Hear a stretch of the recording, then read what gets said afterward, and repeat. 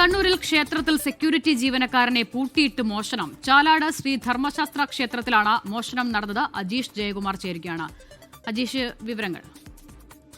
ആസിത, ഇന്ന് പുലർച്ചെ 2 മണിയോടെയാണ് ഈ മോഷണം നടന്നത്. ഏകദേശം 20,000 രൂപ നഷ്ടമായെന്നാണ് ക്ഷേത്ര ഭാരവാഹികൾ പോലീസിന് നൽകിയ പരാതി. ക്ഷേത്രത്തിന്റെ മുൻഭാഗം വഴിയാണ് ഈ മോഷ്ടാവ് അകത്ത് കയറിയത്. ഇയാളുടെ കൈവശം ഒരു പിക്കാസും ഉണ്ടായിരുന്നു. ഇതുവഴി അകത്ത് കയറിയ മോഷ്ടാവ് നേരെ ക്ഷേത്രത്തിനകത്തെ വഴിപാട് കൗണ്ടറിന്റെ പൂട്ട് തകർന്ന ശേഷം മേശവലിപ്പ് കുത്തി തുറന്ന് അതിലും അകത്തുണ്ടായിരുന്ന പണം മോഷ്ടിച്ചു. തുടർന്ന് ചുറ്റമ്പലത്തിന്റെ പുറത്തുള്ള പ്രധാന ഭണ്ഡാരത്തിന്റെ പൂട്ട് തകർത്തെങ്കിലും പണം കവരാൻ സാധിച്ചില്ല. ഇതിനിടെ പൂട്ടിയിട്ട ക്ഷേത്രത്തിനെ മേശ കുത്തി തുറക്കുകയും ചെയ്തു. പിന്നീട് വഴിപാട് കൗണ്ടറിന് സമീപത്തെ ഭണ്ഡാരം തകർത്തും പണം കവർന്നിട്ടുണ്ട്. ക്ഷേത്രത്തിന്റെ പിറകുവശത്തുള്ള ഭണ്ഡാരത്തിന്റെ പൂട്ട് തകർക്കുന്നതിനിടെ പൂട്ടിയിട്ട സെക്യൂരിറ്റി ജീവനക്കാരൻ മുറി തള്ളി തുറന്ന് പുറത്തെത്തുകയും ചെയ്തു. മോഷ്ടാവും സെക്യൂരിറ്റി ജീവനക്കാരനുമായി ഒരു മൽപ്പിടുത്തം തന്നെ ക്ഷേത്രത്തിനകത്ത് വെച്ച് ഉണ്ടാവുകയും ചെയ്തു. ഒടുവിൽ ജീവനക്കാരനെ തള്ളി മാറ്റിയാണ് ഈ മോഷ്ടാവ് പിറകുവശത്തെ മതിൽ ചാടി രക്ഷപ്പെട്ടത്. മോഷ്ടാവിന്റെ 2 ടോർച്ചുകൾ ഈ ക്ഷേത്രത്തിനകത്ത് നിന്ന് ഉപേക്ഷിച്ച നിലയിൽ കണ്ടെത്തിയിട്ടുണ്ട്. മോഷണത്തിന് ശേഷം തൊട്ടടുത്ത വീട്ടിൽ നിന്നും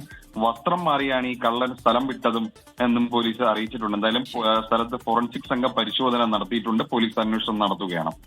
ഓക്കെ, അജീഷ് ജയകുമാറാണ് വിവരങ്ങൾ നൽകിയത്. സെക്യൂരിറ്റി ജീവനക്കാരനെ പൂട്ടിയിട്ടായിരുന്നു ക്ഷേത്രത്തിനുള്ളിലെ ഈ മോഷണം.